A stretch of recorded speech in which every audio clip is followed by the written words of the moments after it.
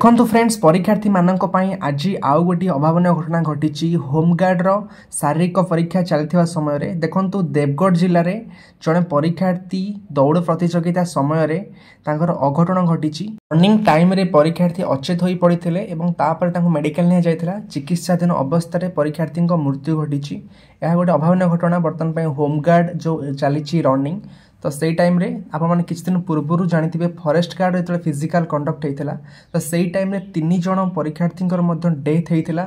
जेहेतु 25 kilometre running थिला जेहेतु प्राय सबु जिले में आपंकर रनिंग बहुत डेरी आप स्टार्ट होता तो खरा कारण आपंकर 3 जन पिलांकर परीक्षा टाइम रे बा रनिंग टाइम रे से डेथ होता फॉरेस्ट गार्ड एग्जाम रे